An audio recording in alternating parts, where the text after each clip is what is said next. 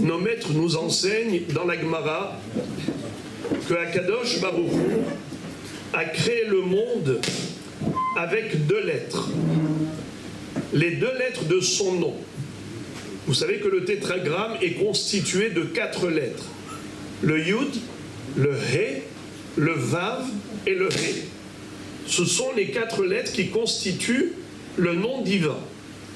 Mais même la moitié du tétragramme, juste les 2 premières lettres, le Yud et le He, c'est également un nom divin, par lequel il a créé l'ensemble du cosmos, le Olam Hazé et le Olam Haba, le monde ici-bas et le monde du au-delà.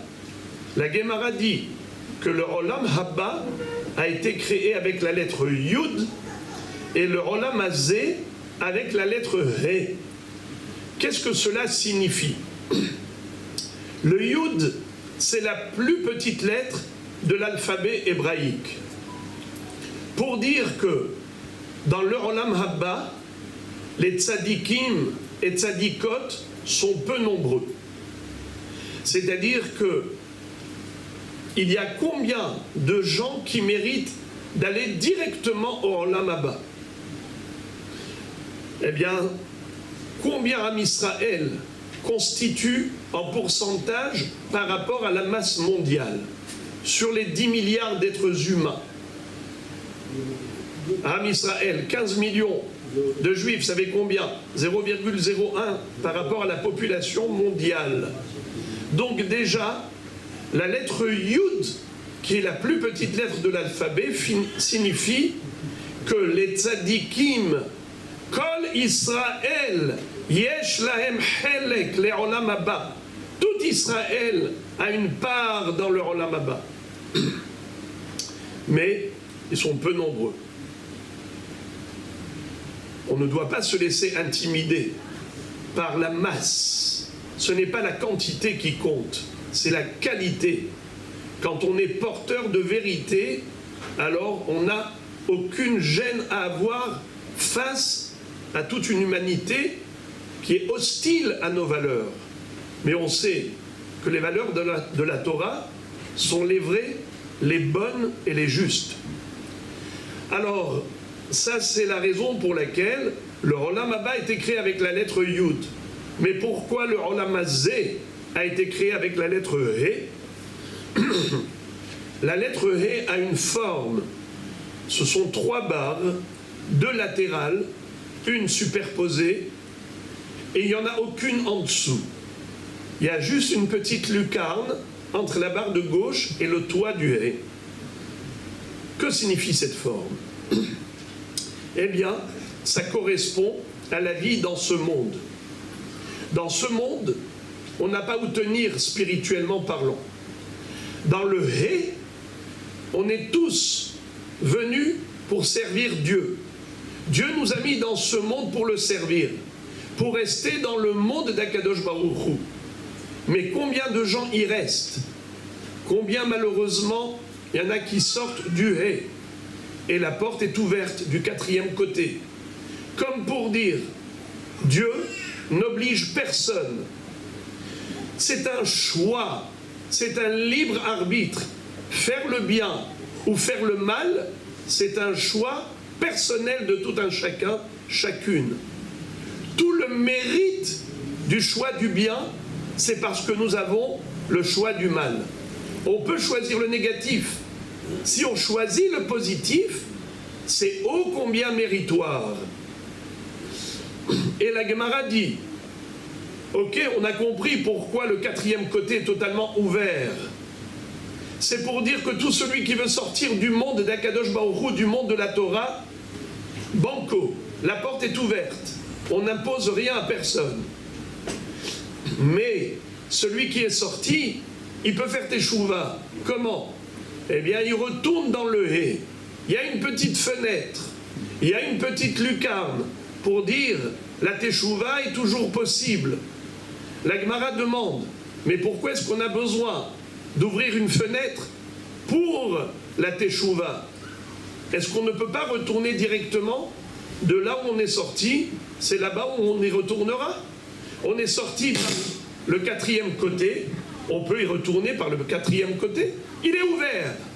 La réponse, dit la Gemara, Lo istayra milta. C'est-à-dire, ce n'est pas du tout évident de faire teshuva si on ne change pas de cadre de vie.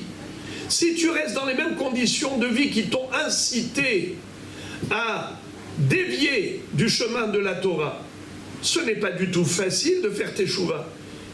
Si tu veux vraiment faire teshuva, une teshuva durable, eh bien, donne-en toi les moyens de pouvoir faire perdurer cette teshuva.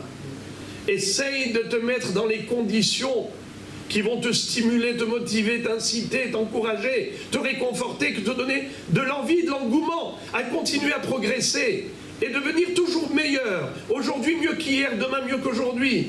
Et toujours dans des progrès progressifs et dans des succès successifs. C'est comme ça que Akadosh Baruch Hu a donné à l'homme, au travers de cette petite fenêtre, la possibilité de faire teshuva en revenant vers Hachem, mais en faisant un choix de changer de mode de vie, en changeant de cadre et de conditions de vie. Parce qu'on ne peut pas garder le train-train du quotidien quand tu sais que tous les jours, tu es attiré par les mêmes appâts, les mêmes attirances du Yetzer Hara. Éloigne-toi de là. Coupe les ponts avec le monde négatif. Tu auras une chance de vouloir adhérer au monde positif. Et d'ailleurs, si vous avez constaté que la barre qui est totalement ouverte, elle n'est pas à droite, elle n'est pas à gauche. Elle est en bas. Comme pour dire, on n'a pas où tenir. Spirituellement parlant, rien ne nous aide à rester de bons juifs, de bonnes juives. Tout est là pour nous attirer vers le contraire. Pour rester dans le hé, tu dois t'agripper aux parois du hé. Tu dois t'accrocher fortement. Ne pense pas qu'on va venir te chercher pour faire tes chouvas. Personne ne viendra te dire « Allez, allez, viens faire du bien ». Pas du tout. C'est ton choix personnel. D'où ton grand mérite. Chacun et sa conscience. En âme et conscience. Toute personne qui évolue, c'est parce qu'elle a fait un choix. C'est parce que ça a cogité. Parce que quand elle a mis la tête sur l'oreiller, elle a réfléchi au vrai sens de la vie. Et quand on a l'occasion de se réunir autour d'une azkara, alors il n'y a pas plus fort que la mort pour nous enseigner l'importance de la vie. Si le défunt était là, quelle leçon de morale nous aurait-il donné? Il nous aurait dit, profitez du temps. Sachez que la Torah et les mitzvot ne sont possibles que dans ce monde ici-bas. Tant que vous avez l'outil de travail, à savoir le corps humain. Le corps humain nous permet de faire la Torah et les mitzvot. Sans le corps humain, comment tu peux avoir le mérite de manger kasher et d'écarter le non kasher, d'être shomer Shabbat, de pouvoir faire de la tzedaka, de pouvoir mettre des téphilines pour les hommes, le tzitzit, mais sans le corps humain, on ne peut pas faire la Torah et les mitzvot. Bametim hofshi, kevan sheniftar adam min haolam naasa hofshi min mitzvot. Une fois que la personne a quitté ce monde, ça y est, elle a été déchargée, libérée de tout devoir. La Torah et les mitzvot sont constituées de 613 ordonnances divines, 248 obligations, 365 interdictions qui correspondent aux 248 membres du corps humain, aux 365 tendons, nerfs et ligaments du corps humain. Pour dire que la mitzvah, c'est la notice d'emploi pour pouvoir se former spirituellement parlant, par faire notre neshama. Comme le bébé, le fœtus, dans le ventre de sa mère, il se prépare à naître dans un nouveau monde grâce à 9 mois de grossesse qui lui permettent de profiter des valeurs nutritives de ce que sa maman veut bien lui véhiculer au travers du cordon ombilical.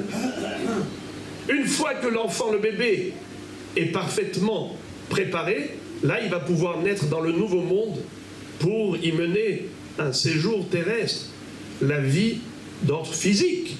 Mais la Neshama, elle se prépare dans ce monde avec le corps qui ressemble au placenta pour pouvoir permettre à la Neshama, au travers du corps, d'avoir toutes les valeurs nutritives, mais d'ordre spirituel. Les vitamines spirituelles, c'est la Torah et les mitzvot. Alors on va dire, oui, mais c'est difficile. Mais c'est là tout le mérite. Si c'était facile d'être juif, tout le monde l'aurait été. Quand Dieu a proposé la Torah aux Goïm, aux nations du monde, quelle fut leur réaction? Eh bien, Esav a dit, mais qu'est-ce qu'il y a écrit dans ta Torah? Lo tirtzah, ne tue point. Esav va dire, mais notre père a eu la bracha de vivre sur l'épée, al-harbecha tihyeh.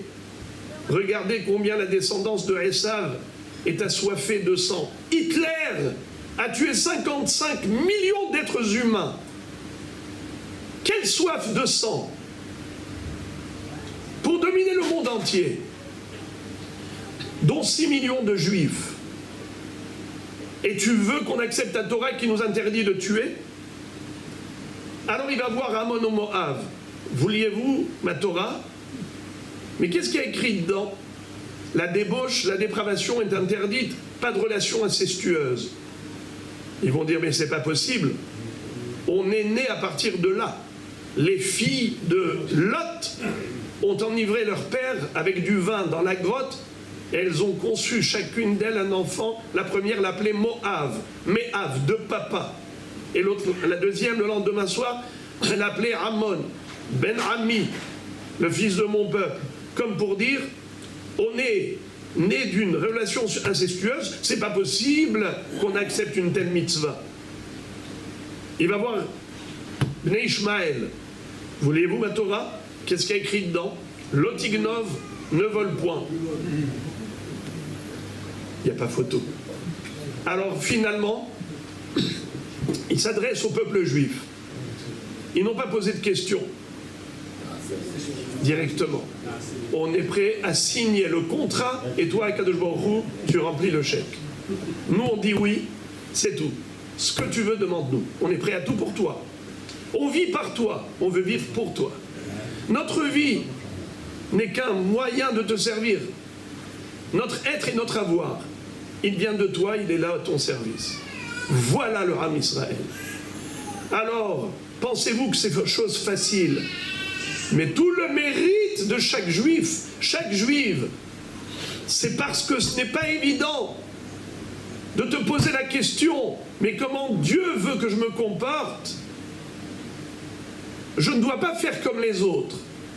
Les autres, ils font ce qu'ils veulent. Chacun est son choix, parce que chacun est son destin, chacun est son sort. Chacun retourne au ventre de maman terre, tout seul. Personne ne viendra t'aider, si ce n'est que les mérites qui sont les tiens, parce que tu as fait les bons choix à chaque croisée de chemin de la vie.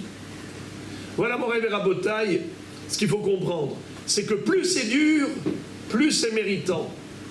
Plus c'est difficile, et plus Akadosh Baruch Hu apprécie. C'est ce que dit la Mishnah dans Pirkei Avot, en 3 mots. Les foum, tsahara, agra. Selon l'effort, la récompense. Il y a fait ehad betzahar, mais mea shelo betzahar. Mieux vaut une mitzvah faite dans la difficulté qu'une centaine accomplie dans la facilité. Ah, tu veux que une vie facile, comme disait l'autre, je suis né fatigué, je vis pour me reposer. Si tu crois que la vie c'est que la facilité, ce n'est pas la réussite. Le secret de la réussite, c'est dans l'effort. Et plus tu t'investis, et plus c'est difficile, sois fier de toi-même. Alors je suis ravi de pouvoir voir que les enfants, les petits-enfants sont là, ici dans la synagogue. Ça veut dire que grâce à Dieu, l'échelle de valeur a été véhiculée au travers de millénaires d'exil. Vous savez combien Am Israël a souffert durant son histoire, combien on a tenté de le déraciner de son milieu ambiant, à savoir le monde de la Torah. Mais Baruch Hashem, les synagogues sont nombreuses et pleines de juifs et de juives qui disent à Akadosh Baruch Hu, on est venu pour te servir, pour te prier, pour te chanter des louanges. Et c'est comme ça que nous prions Hachem de nous en donner toujours l'occasion, de pouvoir le satisfaire faire en sorte que cette satisfaction que nous pourrons procurer à Kadosh Baruch Hu déclenche très rapidement la Géoula Shelema et la résurrection des morts, afin que Am Israël puisse recevoir tout ce bonheur infini que Kadosh Baruch Hu a promis pour l'éternité.